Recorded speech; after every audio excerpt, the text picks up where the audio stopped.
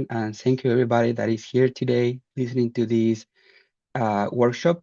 As Armita mentioned, I'm going to be talking about the dispersal of this important pathogen, Xanthomonas euvesicatoria perforans, which causes a lot of struggles in tomato production.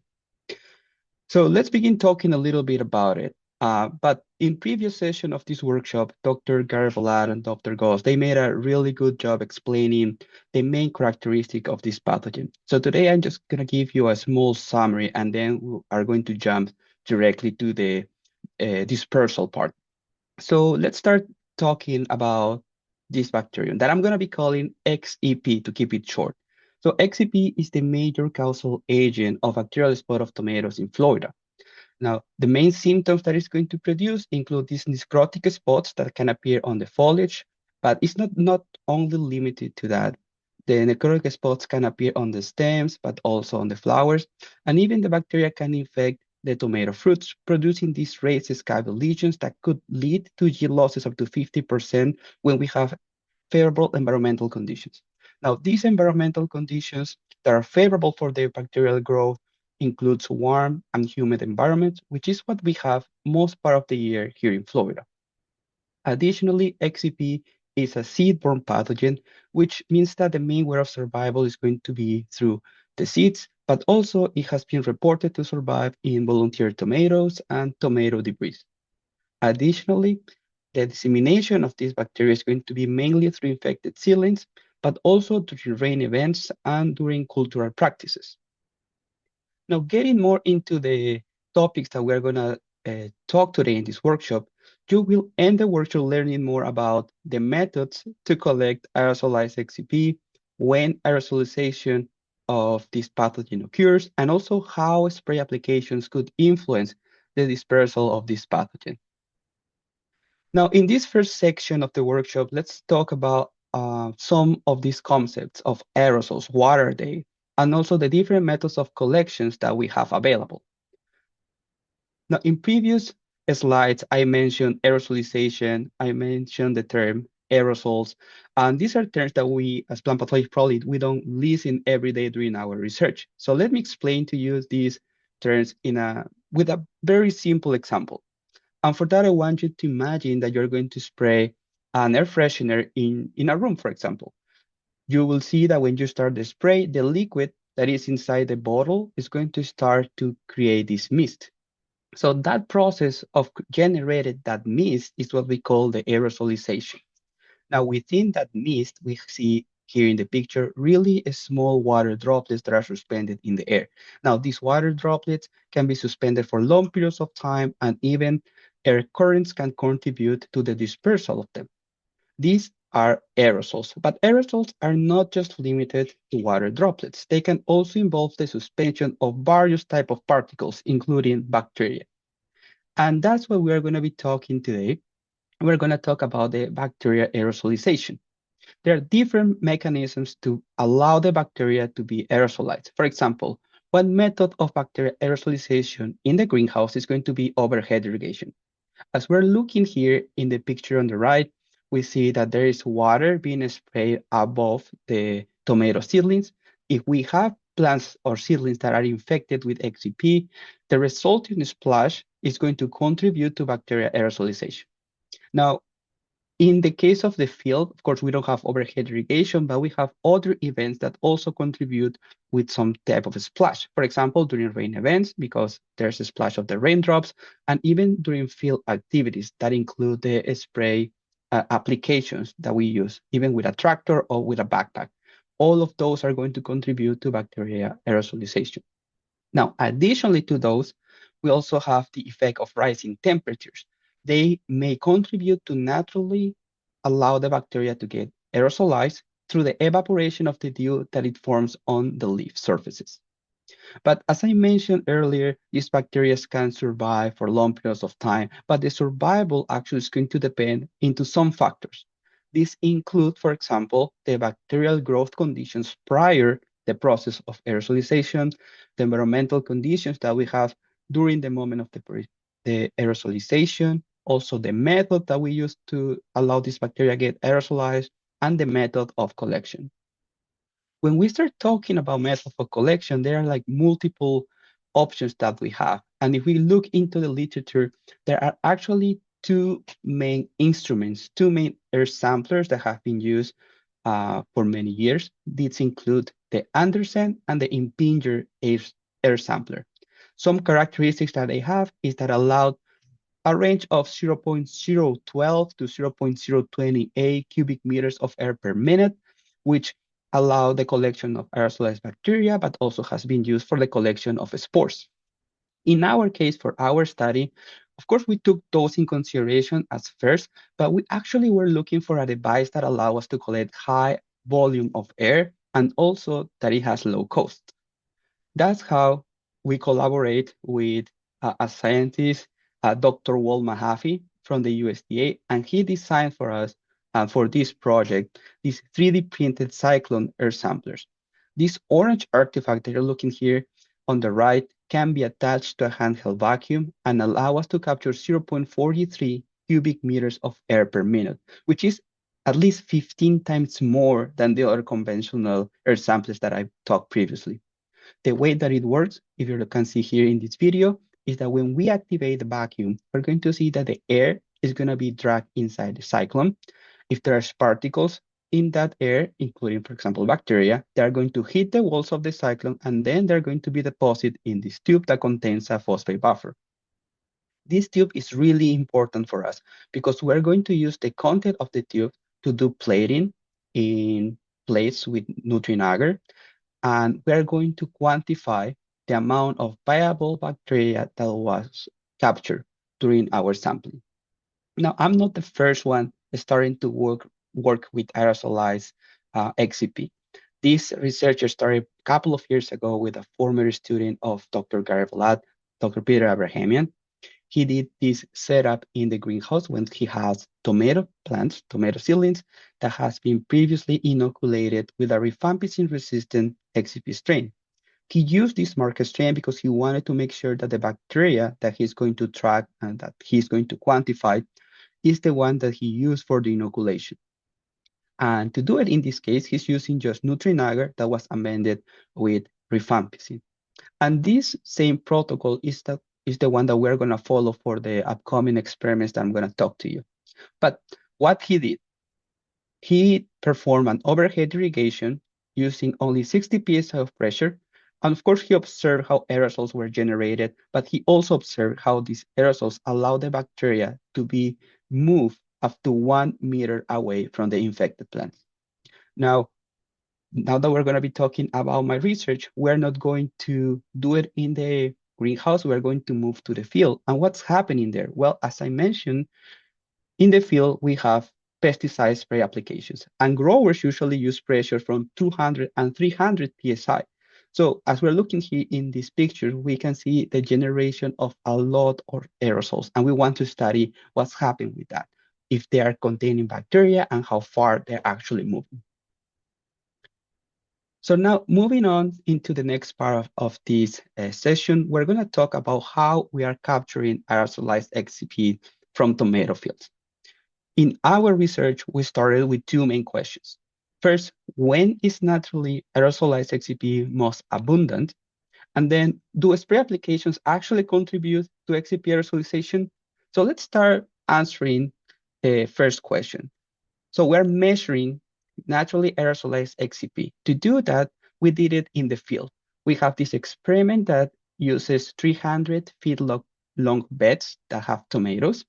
In this figure here in the middle, you can see these green rectangles.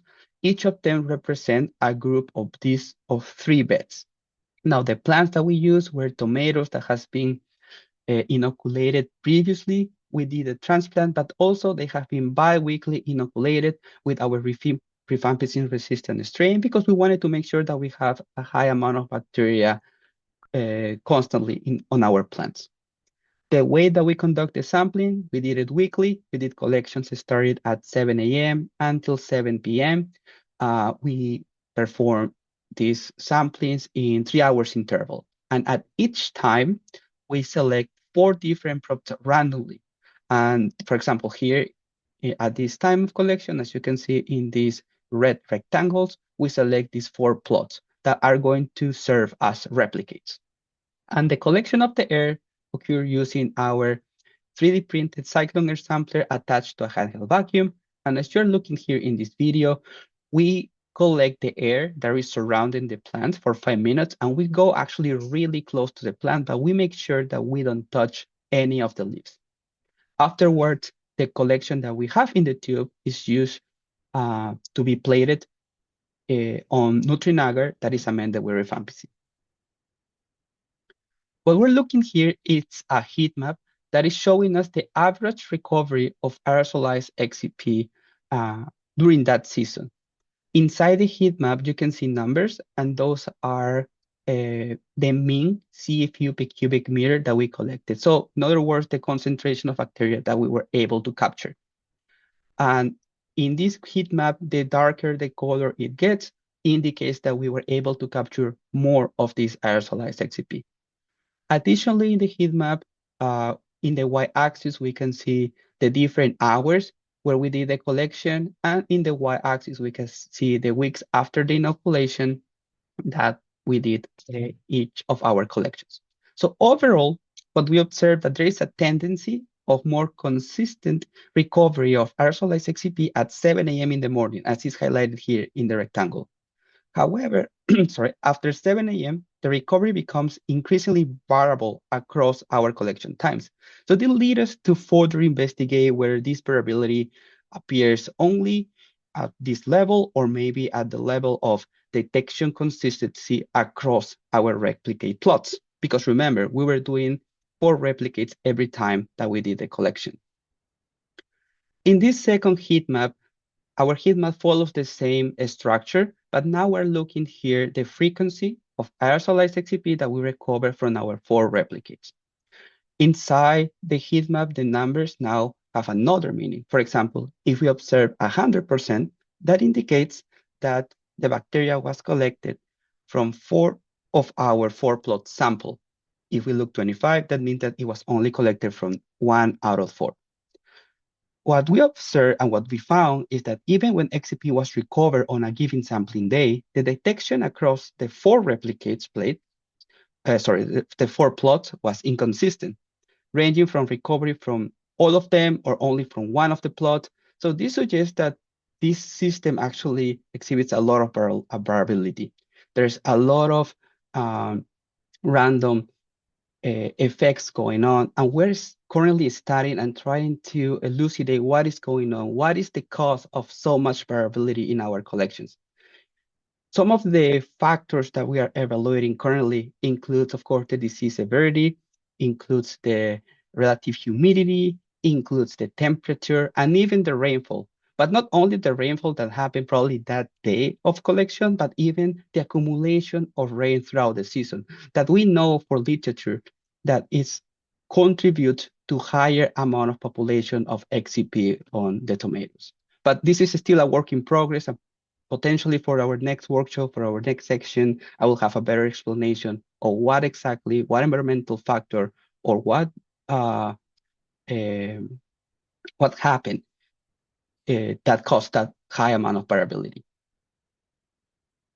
So our next question that we asked was, do spray applications contribute to XCP aerosolization? For that, again, we're using experiments conducted in the field.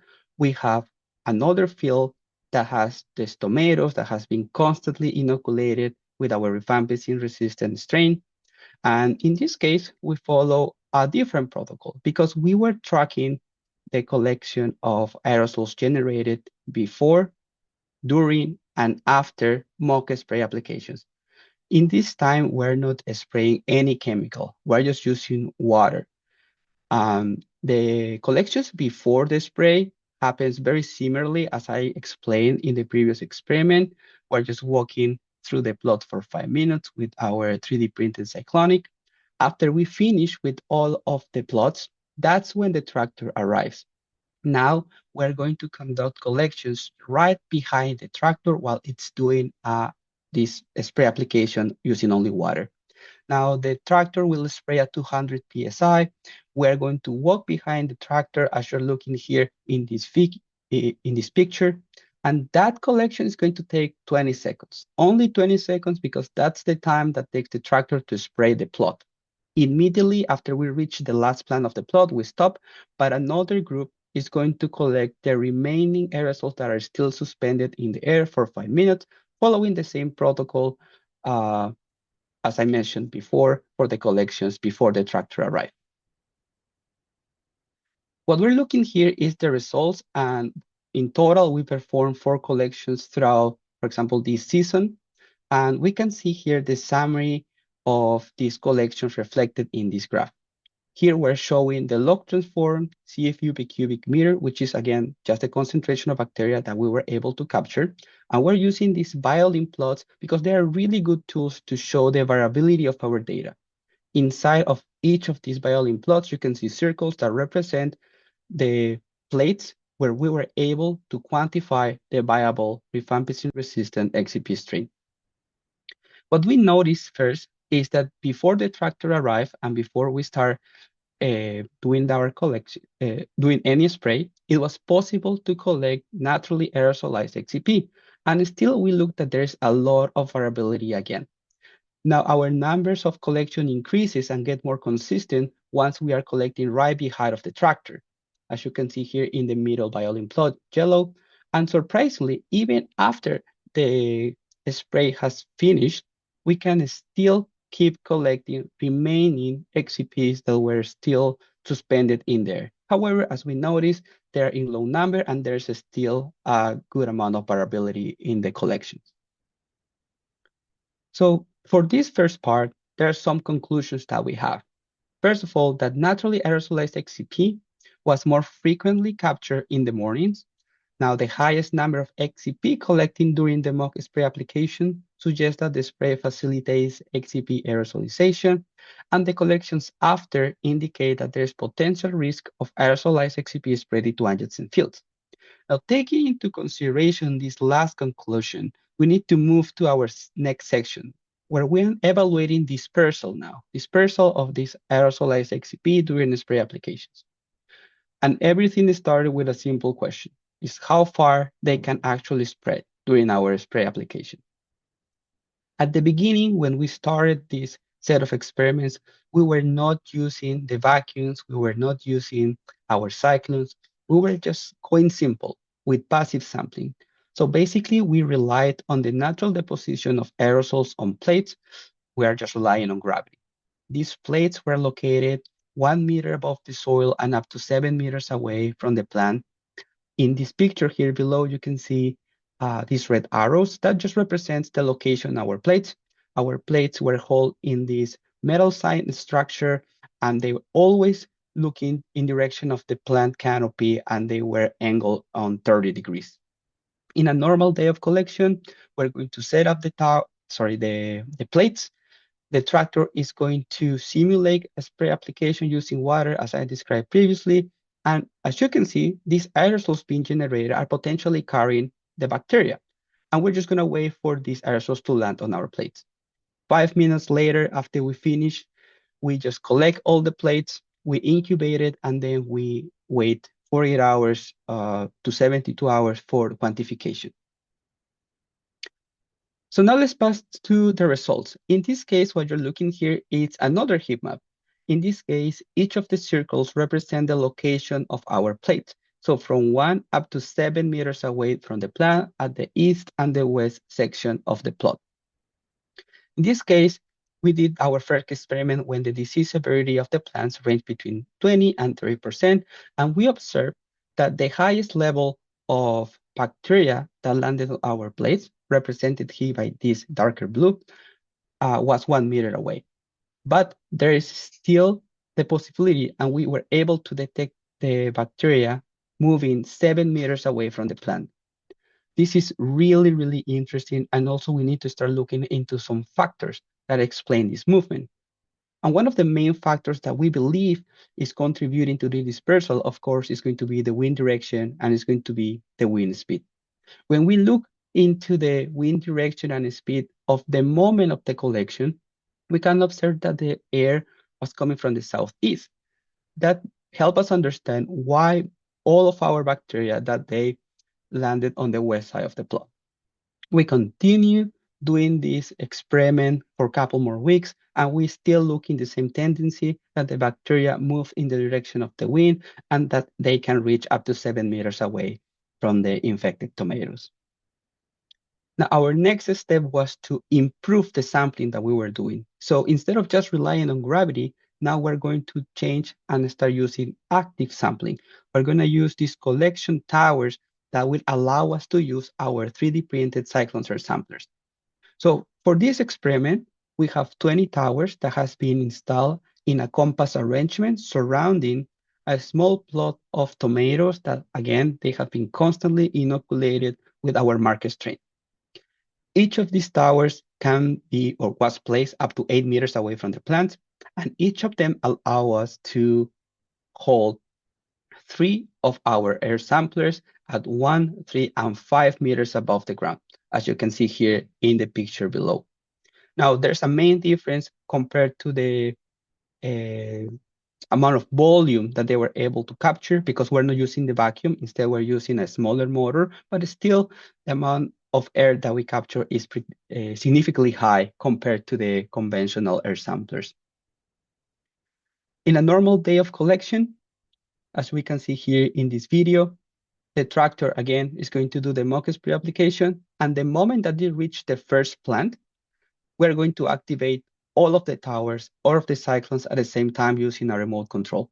And even though the spray only takes 20 seconds, we're going to keep collecting aerosols for 10 minutes because we want to make sure that we are collecting as many aerosols as possible. Afterwards, again, we're going to collect all the tubes and do the plating for quantification of viable bacteria.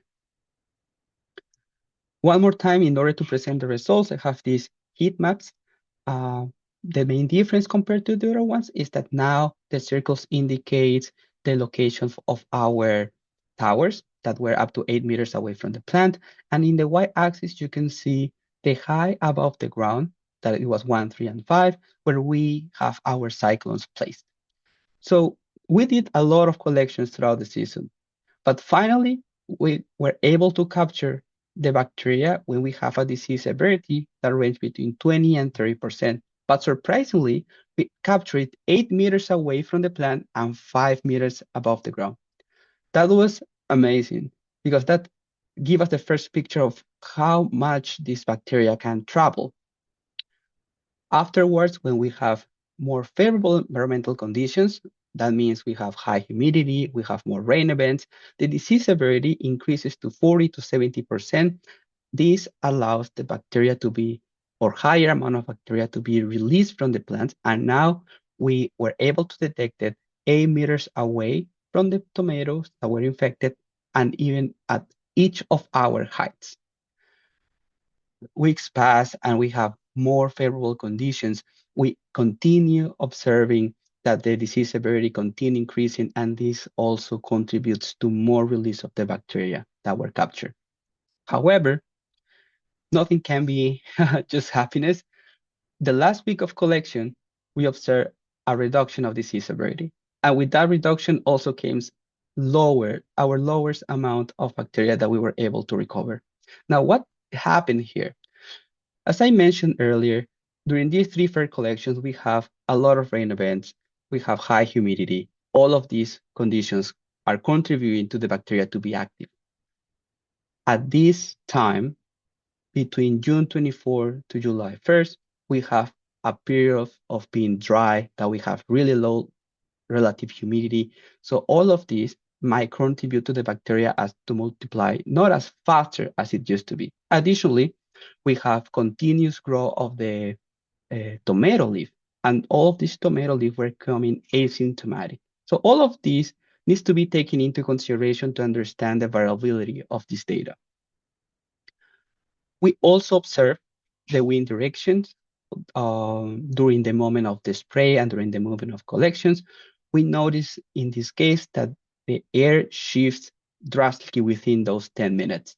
And this helped us actually to understand what's going on and why we were able to capture these aerosolized bacteria at different distances, at different directions where we have our towers located. So for this part, we have some conclusions. We have that aerosolized XCP can be spread beyond inoculated plants, highlighting the potential of XCP spreading to neighboring fields. Also, wind speed and direction influence XCP dispersal, but we also believe that there's turbulence that is being generated by the sprayer and also even the plant architecture that may contribute to the variability of the dispersal of this bacteria. And taking this into consideration may us help us to understand why we were able to capture these bacteria up to 5 meters above the ground. Some future work that we have includes the construction of a model to determine which environmental conditions contribute to XCP dispersal, develop forecasting tools to predict the dispersal and support disease management decisions. And currently, we're actually evaluating some alternative spray technologies to reduce XCP aerosolization at moving during the spray applications. We're not trying to find new technologies. What we're actually doing is using technologies that the grower already used. For example, we're using different type of nozzles, trying different pressures, and see which of them work better to reduce the spread.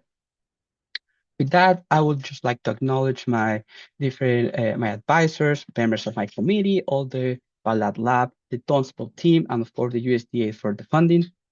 And I would like to thank also for this opportunity. If you have any questions now, later, you can contact my advisor, Dr. Vallad. You can contact me. And please, if you scan the QR code, you can be directed directly to the Donspot website. I'm really happy if you have any question today. Thank you very much.